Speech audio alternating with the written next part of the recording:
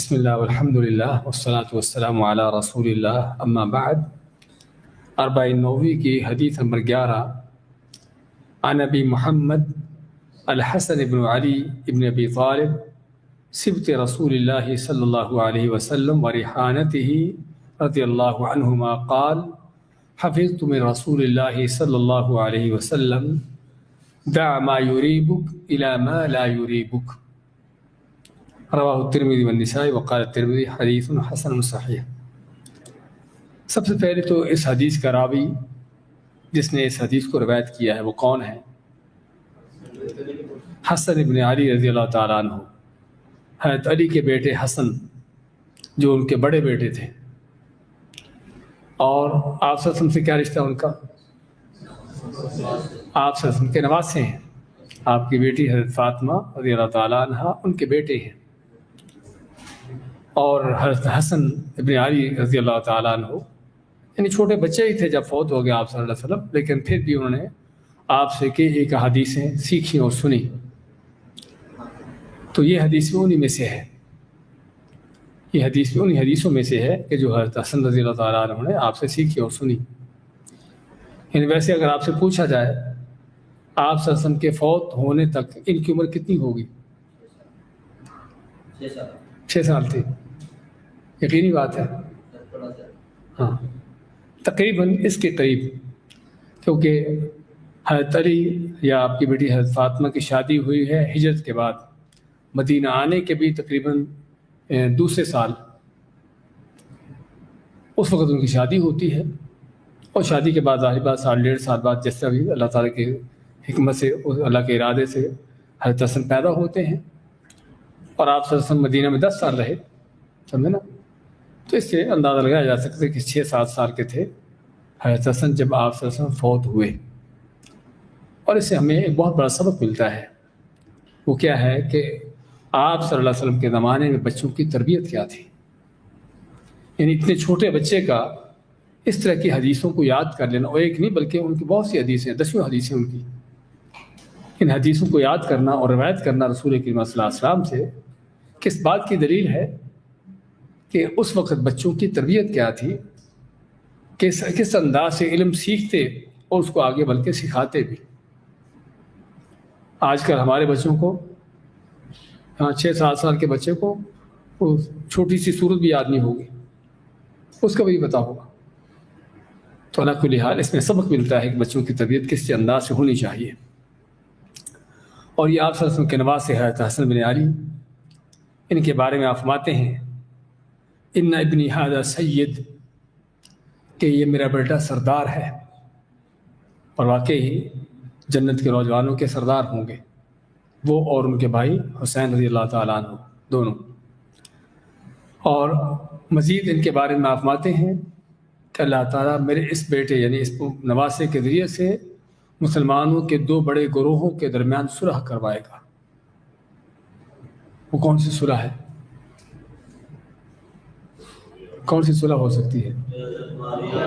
ہاں جی، وہ حضرت علی رضی اللہ تعالیٰ عنہ اور حضرت امیر معاویہ رضی اللہ تعالیٰ عنہ کے درمیان جو بعد اختلافات رہے تھے، تو حضرت علی رضی اللہ کے فوت ہونے کے بعد حضرت علی کی طرف سے جو خلافت ہے کس کو ملی؟ حضرت حسن کو، یہ خلیفہ بنے۔ اب یہ بھی خلیفہ بنے حضرت علی کی جگہ پر، اور حضرت امیر معاویہ اپنی جگہ پر ان کی خلافت باقی اپنے وہ خلافت کے دعوے دار تھے۔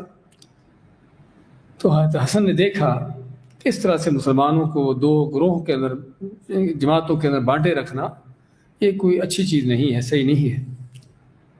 اور انہوں نے دیکھا کہ زیادہ لوگ حضرت امیر معاویہ کے ساتھ ہیں اور ان کی فوج قوت طاقت بڑی ہے اور لوگ ان کے ساتھ ملے ہوئے ہیں، تو اسی حضرت حسن رضی اللہ تعالیٰ عنہ نے حضرت امیر معاویہ کو کہا کہ ٹھیک ہے، میں اپنی طرف سے ان کے جو امارت یا خلافت اس کو چھوڑتا ہوں، تاکہ مسلمانوں کے ایک حکمران ہو، ایک بادشاہ کے تحت ہوں۔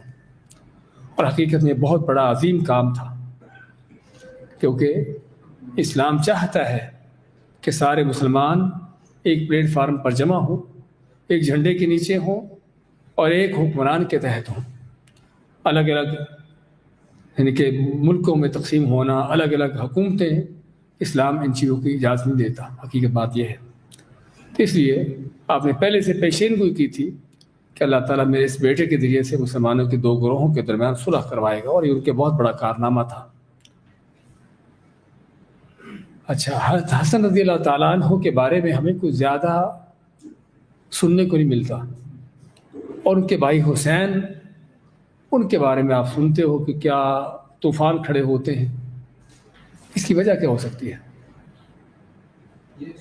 حالانکہ فضیلت میں، درجے اور مقام میں حضرت حسن جو ہے وہ حسین سے زیادہ ہے، ان کا درجہ مقام حضرت حسین سے بڑھ کر ہے شرعی لحاظ سے، قرآن و حدیث کی روح سے۔ لیکن کیا وجہ ہے کہ حضرت حسن کا نام بھی نہیں اکثر لوگوں کو پتا، نام سے مراد کچھ پتہ ہی نہیں ان کے بارے میں کون تھے، کیا تھا۔ اور حضرت حسین کے بارے میں بہت بڑے طوفان، اور دونوں بھائی ہیں، دونوں ہی حضرت فاطمہ کے بیٹے ہیں، یہ نہیں کہ حضرت حسن کسی اور کے بیٹے ہوں، حسین کے دوسرے کے بیٹے ہوں، دونوں کی مائیں الگ ہوں، تو اس لیے دونوں حضرت فاطمہ کے بیٹے ہیں۔ اس کے پیچھے وجہ کیا ہو سکتی ہے؟ اس کے پیچھے بھائیوں ذرا غور سے سنیے، بہت بڑی سازش ہے۔ وہ سازش کیا اصل میں؟ حضرت حسن رضی اللہ تعالیٰ عنہ اور حضرت حسین میں فرق یہ ہے کہ حضرت حسین رضی اللہ تعالیٰ عنہ نے جو شادیاں کی تھیں اس میں ان کی ایک بیوی کون تھی؟ جو ایران کے بادشاہ کسریٰ کی بیٹی تھی، سمجھے نا؟ ایران کے بادشاہ، وہ مسلمان ہوگی بعد میں، مسلمان ہونے کے بعد کہ ناممکن ہے کہ مشرک مجوسی اس سے شادی کریں، تو وہ یعنی کہ فارسی عورت تھی، فارسی تھی نسلاً، کسریٰ جو ایران کا بادشاہ تھا اس کی بیٹی تھی۔ تو رافضی جو حضرت حسین کے بارے میں اتنا ہنگامہ کھڑا کرتے ہیں، شور پر مچاتے ہیں، اس کی اصل وجہ یہ ہے، اس کی اصل وجہ یہ ہے کہ وہ سمجھتے ہیں کہ حضرت حسین ہمارے ہیں، ہم مجوسی ہیں، فارسی ہیں، اور حسین ہمارے ساتھ ملتے ہیں، حسن نہیں ملتے۔ ایک بڑی وجہ یہ ہے۔ دوسری بڑی وجہ کیا ہے کہ حضرت حسن رضی اللہ تعالیٰ عنہ کے ساتھ ان رافضیوں کی دشمنی ہے۔ کیوں دشمنی ہے؟ وہ اسی وجہ سے جو انہوں نے اپنی خلافت چھوڑی حضرت امیر معاویہ کے لیے۔ اصل تو ان رافضیوں کا سارا یہ فتنہ پیدا کیا ہوا تھا، حضرت علی اور حضرت امیر معاویہ کے درمیان جو اختلافات، ان کے ذاتی اختلافات نہیں تھے، یہ منافقوں بے ایمانوں کے پیدا کیے ہوئے تھے۔ تو وہ تو چاہتے تھے کہ امت کے اندر یہ اختلافات چلتے رہیں، یہ جھگڑے جاری رہیں، جنگیں چلتی رہیں، تاکہ امت برباد ہوتی رہے۔ تو حضرت حسن رضی اللہ تعالیٰ عنہ نے جب صلح کی تو ان رافضیوں کے سارے ان کے جو خواب تھے وہ چکنا چور ہوئے، وہ جو چاہتے تھے ان کے پراپیگنڈے، ان کی سازشیں ساری وہ ساری کی ساری دھری کی دھری رہیں۔ اصل وجہ یہ ہے کہ جو ان کی دشمنی ہے حضرت حسن کے ساتھ، تو حضرت حسن رضی اللہ تعالیٰ یہ نہیں کہ صرف ان کے ساتھ ان کی عقیدت نہیں، بلکہ رافضی ان کو اپنا دشمن سمجھتے ہیں کہ انہوں نے کیوں خلافت چھوڑی۔ ہاں جی،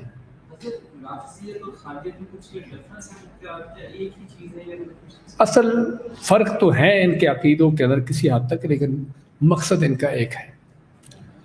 رافضیوں کا اصل ان کا جو سرغنہ ہے، اصل ان کو جو پیدا کرنے والا، اصل ان کو بنانے والا کون ہے؟ عبداللہ ابن سبا یہودی، سمجھے نا؟ اس کا مقصد یہی تھا کہ اسلام کی جڑیں کاٹنا۔ تھا وہ یہودی، اس نے اسلام کا لبادہ اوڑھا، اپنے آپ کو مسلمان کہلایا، کلمہ پڑھا، اور آل بیت کی محبت کا نعرہ لگایا، سمجھے نا؟ اس نے دیکھا کہ کون سا نعرہ ہے کہ جس نعرے سے میں زیادہ لوگوں کو گمراہ کر سکتا ہوں۔ تو کوئی شک نہیں کہ لوگوں کی آپ سے کی آل سے محبت، عقیدت ایک فطری چیز ہے ہر مسلمان کے دل میں، اور آپ وسلم کے آل کے حوالے سے کچھ جو ظلم زیادتیاں ہوئی تھیں، کچھ نہ کچھ اس طرح کی چیزیں تھیں، ان چیزوں کو اچھالا، ان چیزوں کو ابھارا، اور لوگوں کے اندر ان چیزوں کو ایشو بنا کر فتنے کھڑے کیے، سمجھے نا؟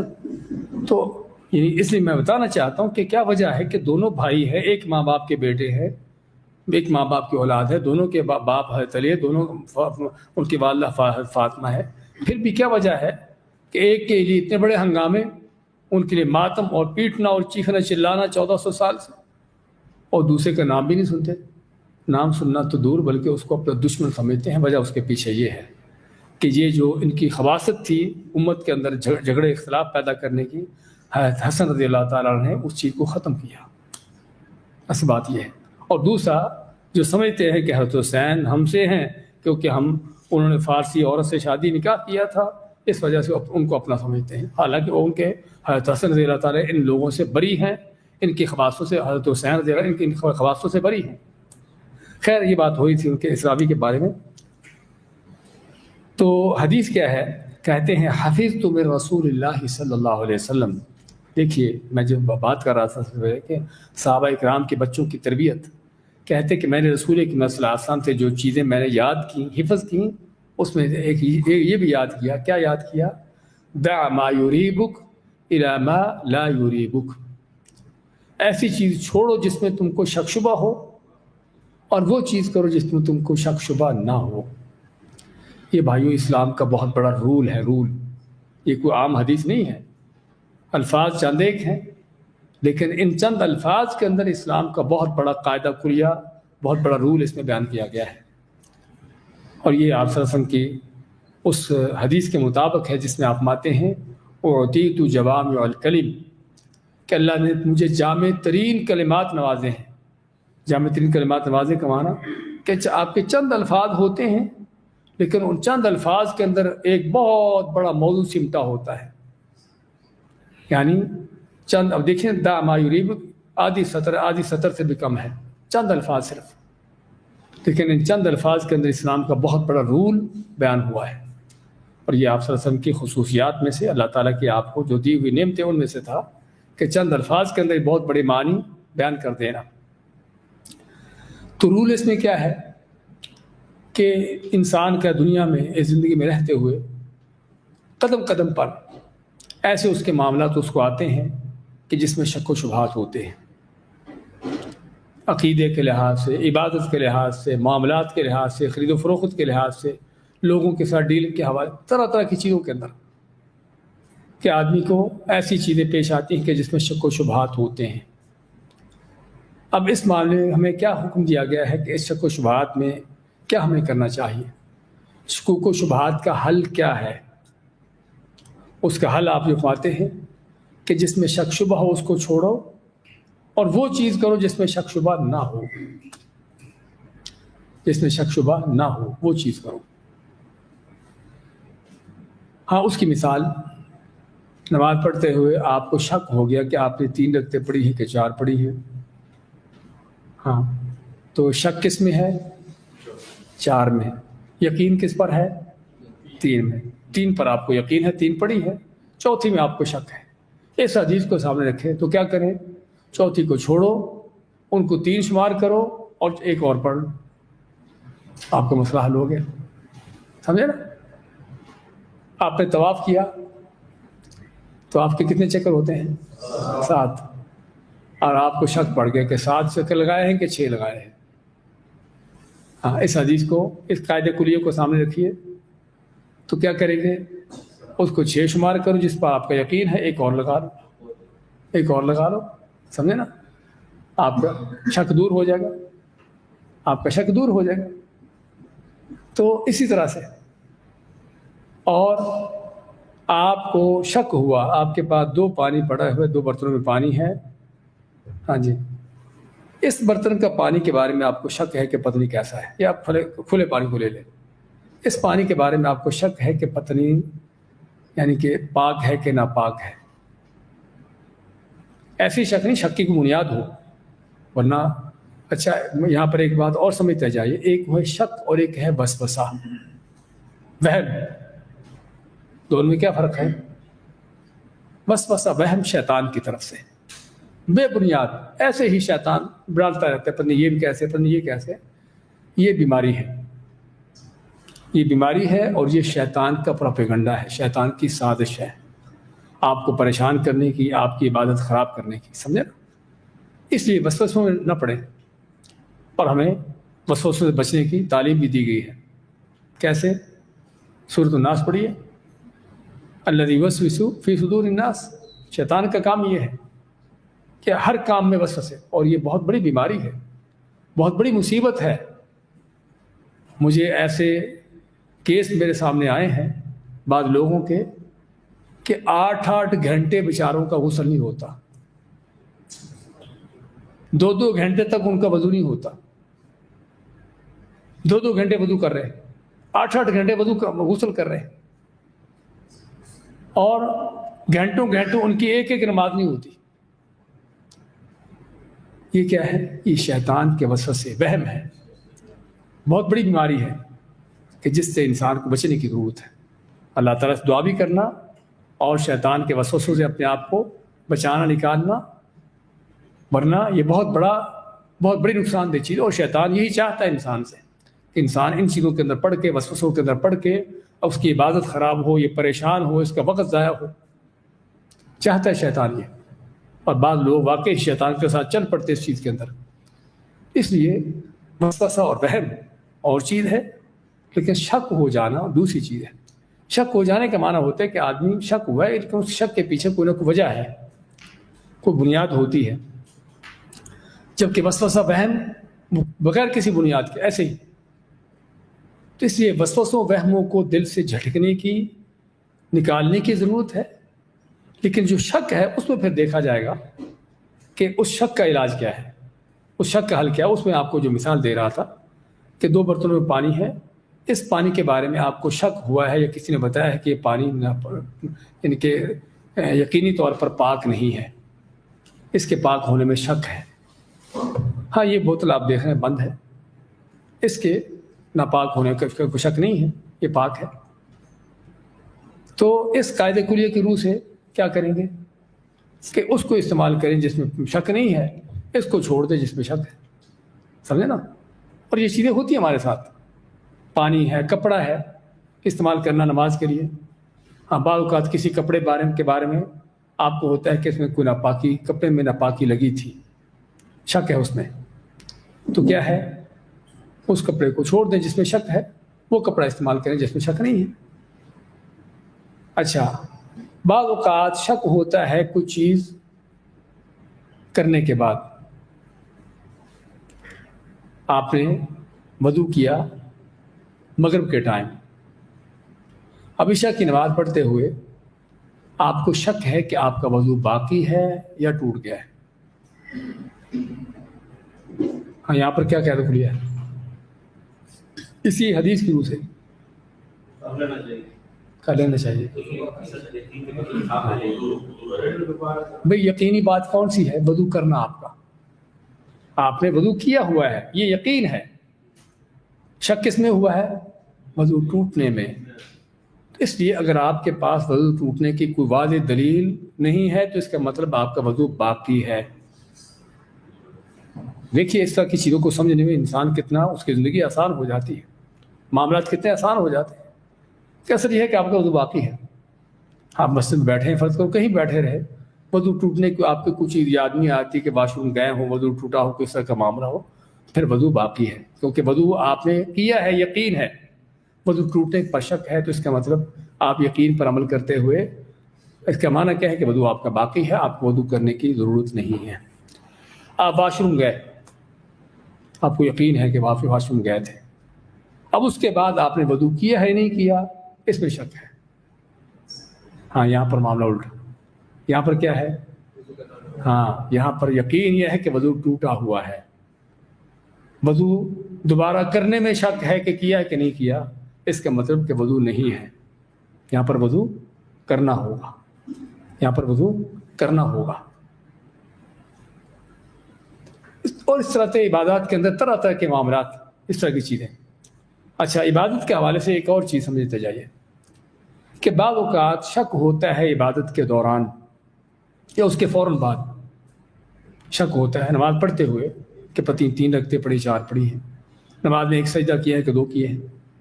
وہاں پر تو یہ ہے کہ آدمی اگر واقعی شک ہوا ہے تو وہ چیز کرے کہ جس میں شک ہوا ہے، یعنی وہ چیز کو پورا کر لے، 3 کی بجائے اس کو 4 کی بجائے 3 شمار کرے، اس طرح سے۔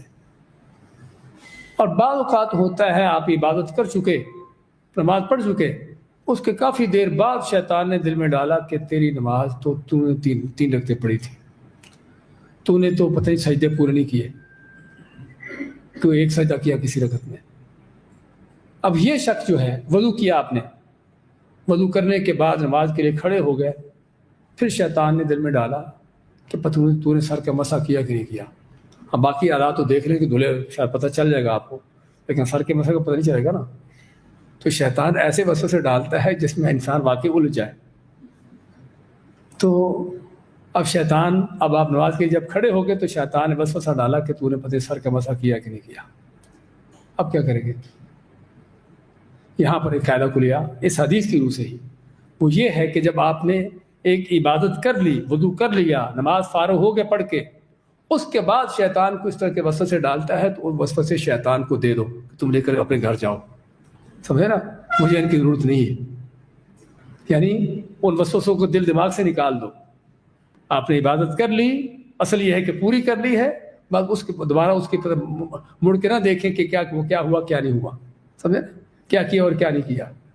یہ بہت بڑا قاعدہ کلیہ ہے یہ بھی، کہ جو آپ کے لیے بہت سے معاملات آسان کر دے گا۔ اچھا، یہ تو ہم مثالیں دے رہے تھے مختلف عبادات کے حوالے سے، ان چیزوں میں شک پیدا ہو جانا، اس میں ہمیں کیا کرنا چاہیے، ناپاکی کے معاملات، اس طرح کی چیزیں۔ اسی طرح یہ چیزیں، یہ قاعدہ کلیہ زندگی کے ہر شعبے میں، ہر چیز میں لاگو ہوتا ہے۔ آپ کوئی ڈیل کر رہے ہو، کوئی بزنس کر رہے ہو، اور آپ کو اس ڈیلنگ میں کوئی شک ہے کہ اس میں کوئی شبہ پیدا ہو رہا ہے، سود کا، انٹرسٹ کا، یا کوئی جوئے کا، لاٹری وغیرہ کا شبہ پیدا ہو رہا ہے کوئی اس طرح کا، پھر کیا کرو؟ ہاں، اس کو چھوڑو۔ ہم نے اس سے پہلے بھی ایک حدیث پڑھی تھی، حضرت نعمان بن بشیر کی حدیث، کہ حلال بھی واضح ہے، حرام بھی واضح ہے، اور اس حلال و حرام کے درمیان وہ چیزیں ہیں کہ جو مشکوک چیزیں ہیں، مشتبہ چیزیں ہیں، ان کے بارے میں ہمیں کیا حکم دیا گیا کہ اگر آپ اپنے دین کی حفاظت چاہتے ہو، اپنی عزت کی حفاظت چاہتے ہو، تو ان مشکوک چیزوں کو چھوڑو، وہ چیز کرو جس میں شک نہیں، سمجھے نا۔ تو یہاں پر بھی ہمیں کوئی کاروبار کرتے ہوئے، بزنس کرتے ہوئے، کوئی ڈیل کرتے ہوئے، کوئی اس طرح کا معاملہ کرتے ہوئے، یہاں پر بھی دیکھنے کی ضرورت ہے کہ جہاں پر بھی دیکھیں کہ شک و شبہات کے معاملات ہیں، ان کو چھوڑا جائے، ان کو چھوڑ کر وہ کام کرو جس میں شک نہیں ہے۔ آپ کے سامنے فرض کرو 2 طرح کی ڈیل، 2 طرح کے بزنس آپ کے سامنے آپ کو پیش کیے جاتے ہیں، بھی آپ یہ کام کر سکتے ہیں۔ جاب کے حوالے سے آپ کو 2 طرح کے جاب آفر ہوتے ہیں۔ ایک جاب ہے جس میں کسی طرح کے کچھ شک و شبہات پیدا ہو رہے ہیں کہ اس میں ممکن ہے کہ کوئی غلط معاملات بھی آتے ہوں، کوئی آپ کو کسی سودی معاملات سے ڈیل کرنا پڑے، کوئی ایسی چیز ہو، تو اس کو چھوڑیے، وہ جاب کریے جس میں شک نہ ہو، سمجھے نا۔ حلال و حرام میں شک ہو جاتا ہے، آپ کے سامنے کھانا پیش ہوا ہے، یہ کھانا، یہ گوشت جو آپ کے سامنے پیش کیا گیا ہے، چکن جو آپ کے سامنے رکھی گئی ہے، کیسی ہے؟ ہاں، کنفرم ہے، واقعی ذبح شدہ ہے، اور ذبح کرنے والا مسلمان ہے، تو ٹھیک ہے، کھائیے، بسم اللہ پڑھیے، کوئی شک کی بات نہیں۔ لیکن کسی نے بتا دیا کہ یہ چکن ذبح نہیں ہوئی، سمجھے نا، وہ کرن دے کے ماری گئی ہے، یا ذبح تو ہوئی ہے لیکن ذبح کرنے والا کوئی مشرک تھا، بے دین تھا، شک پیدا ہو گیا۔ اب کیا، چھوڑ دو یار اس کو، اس کی بجائے دال کھا لو، وہ دوسری چیز کھا لو۔ تو کہنے کا مقصد یہ رول صرف کسی عبادت کے اندر نہیں، صرف دین کے کسی معاملے کے اندر نہیں، بلکہ ہر چیز کے اندر، ہر معاملے کے اندر۔ تو یہ بہت بڑا ہمارے قاعدہ کلیہ دیا گیا ہے کہ جب آپ کے سامنے ایسی چیزیں ہوں جو مشکوک ہوں، جس میں شک و شبہ ہو، تو آپ کو کیا کرنا چاہیے؟ ہاں، شک و شبہ کی چیزوں کو چھوڑ کر وہ چیز کرو جس میں کوئی شک نہ ہو، چاہے عبادت کے ساتھ تعلق ہو، چاہے مالی معاملات کے ساتھ تعلق ہو، چاہے کاروبار بزنس کے ساتھ اس کا معاملہ ہو، چاہے آپ کے کھانے پینے سے اس کا کوئی تعلق رکھے، کسی ایسا کوئی چیز ہو، کوئی بھی ایسی ہو، تو وہ چیز کرو جس میں شک نہ ہو، جس میں شک و شبہ نہ ہو۔ اور آج کے دور میں خصوصاً طرح طرح کے معاملات، ہمارے خاص طور پر جو یعنی کہ بینکنگ کے معاملات ہیں، ان چیزوں کے اندر تو کوئی ایسا شاید ڈیل نہ ہو کہ جس کو شک و شبہ سے خالی ہو، سمجھے نا۔ اس لیے انسان کو ان چیزوں کے اندر تحقیق کرنے کی، سرچ کرنے کی ضرورت ہوتی ہے کہ تاکہ دیکھے کہ واقعی وہ کام کرے کہ جس میں کوئی غلط پہلو نہ ہو۔ جہاں غلط پہلو آ جائے، ہاں آپ صلی اللہ علیہ وسلم کا، صحابہ اکرام کا، ان کا انداز یہی تھا کہ اس سے دور ہو جانا۔ نبی کریم صلی اللہ علیہ وسلم اپنے اسی بیٹے حسن یا حسین تھے، اور غالب امکان یہ حسن تھے، ان کے ساتھ رستے سے جا رہے، بلکہ اس بیٹے نے ایک کھجور اٹھائی اور ڈال لی منہ میں، چھوٹا بچہ ہے، کھجور اٹھائی اور منہ میں ڈال لی۔ آپ نے انگلی ڈال کر اس کے منہ سے کھجور نکالی کہ ممکن ہے کہ یہ کھجور صدقے کی ہو، اور آپ صلی اللہ علیہ وسلم اور آپ کی آل کے لیے صدقہ حرام ہے۔ اسی طرح آپ جا رہے، گزر رہے، گلی میں، رستے میں کھجور گری پڑی نظر آئی۔ آپ نے فرمایا کہ اگر مجھے اس بات کا خطرہ نہ ہو کہ صدقے کی ہوتی تو میں اٹھا کے کھا لیتا۔ اس حدیث میں پہلی بات تو یہ معلوم ہوئی کہ اگرچہ اس طرح کی کھانے کی چیز کو رستے میں کیوں نہ گری پڑی ہو تو اس کو اٹھا کر کھانا اللہ کے نبی صلی اللہ علیہ وسلم کی سنت ہے، اور آپ کا فرمان ہے کہ اگر تم کھانا کھاتے ہوئے تمہارے ہاتھ سے کوئی چیز گر جاتی ہے، چاول کھاتے ہوئے کچھ چاولوں کے دانے گر گئے، تو ان کو شیطان کے لیے نہ چھوڑو، بلکہ اگر اس کے ساتھ کوئی ایسی چیز لگ بھی گئی ہے جو ان کے مناسب نہ ہو، کھانا مٹی لگ گئی کوئی ایسی چیز، اس کو صاف کر لو اور صاف کر کے اس کو کھاؤ، اس کو شیطان کے لیے نہ چھوڑو، سمجھے نا؟ تو اور ہمارا کیا حال ہوتا ہے، کھانا کھا رہے ہیں، گر رہا ہے ادھر ادھر، اور آخر میں وہ جو گرا ہوا اٹھایا اور کچرے میں ڈالا، سارا شیطان کو دے دیا۔ تو بات کر رہے تھے، اس حدیث سے ہمیں یہ پتہ چلا کہ رستے میں گری ہوئی کھجور، اب آتے کہ مجھے یہ خطرہ نہ ہوتا کہ صدقے کی ہے تو اٹھا کر کھا لیتا، تو کیوں نہیں اٹھائی، کیوں نہیں کھائی؟ اس شک کی وجہ سے کہ شاید کہ صدقے کی ہوگی۔ تو یہ بھائیو جس کے دل میں اللہ کا ڈر خوف ہوتا ہے، جس کو کل قیامت کے دن کے حساب کی فکر ہوتی ہے، اس انداز سے ایک ایک چیز میں، ایک ایک بات میں، ایک ایک معاملے میں کس قدر محتاط ہوتا ہے کہ میں کوئی ایسی بات نہ کر جاؤں، ایسا کام نہ کر جاؤں کہ جو حرام ہو، ناجائز ہو، اور اللہ کے ہم مجرم بن جاؤں۔ اس لیے ہم کو یہ قاعدہ کلیہ دیا گیا ہے کہ کوئی بھی چیز، کوئی بھی ایسا معاملہ، کوئی بھی ایسی چیز کہ جس میں تمہیں شک و شبہ ہو، تو ایسی چیز چھوڑو جس میں شک ہو، اور وہ چیز کرو جس میں شک نہ ہو۔ جی ہاں، نکاح شادی میں بھی اس کا شک ہو سکتا ہے، کیا خیال ہے؟ ہاں جی، آپ کو کسی ایسی عورت کا رشتہ پیش ہوا کہ جس نے آپ کی ماں کا دودھ پیا ہو، لیکن پیا تھوڑا سا ہے، چند دفعہ پیا ہے۔ کتنی دفعہ دودھ پینے سے اپنے رضا ثابت ہوتی ہے؟ 5 دفعہ۔ کو بچہ اگر کسی عورت کا، ماں کے علاوہ، ماں کا تو وہ تو ماں ہی ہے، ماں کے علاوہ کسی عورت کا بچہ اگر 5 دفعہ پیٹ بھر کر دودھ پی لیتا ہے تو وہ عورت اس کی رضائی ماں بن جاتی ہے، اور اس عورت کے سارے بیٹے بیٹیاں، اس کے سارے رشتہ دار اس بچے کے رشتہ دار بن جاتے ہیں، سمجھے نا؟ بیٹے بیٹیاں اس کے بہن بھائی بن گئے، اس عورت کے بہن بھائی اس کے خالہ ماموں بن گئے، سارے سمجھے نا؟ سارے رشتے کام ہو جاتے ہیں۔ اب نکاح میں بھی آپ کو کسی ایسی لڑکی کا رشتہ پیش ہوا کہ جس لڑکی نے آپ کی، یا آپ نے اور اس نے کسی عورت کا دودھ پیا ہوا ہے، لیکن زیادہ نہیں پیا، کتنا پیا ہے پتہ نہیں، 5 دفعہ پیا ہے، 4 دفعہ پیا ہے، شک ہے، 4 دفعہ یا 5 دفعہ کا شک ہے، پھر کیا کریں گے؟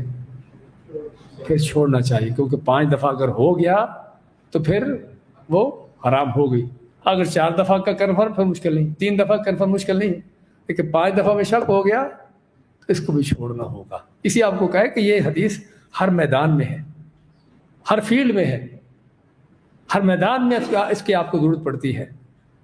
تو اس لیے ہمیں ضرورت ہے اس دین کے اس طرح کے قاعدے کلیوں کو سمجھنے کی، اور جس طرح میں نے پہلے ذکر کیا ہے کہ یہ شک شبہ ہے کہ جس کا حل یہ ہے، ایک وسواس ہے جو شیطان کی طرف سے ایک مرض ہے، بیماری ہے کہ جس کو انسان کو چھوڑنا چاہیے، اس سے بچنا چاہیے۔ بارک اللہ فیکم، جزاکم اللہ خیر، وصلی اللہ وسلم علی نبینا محمد۔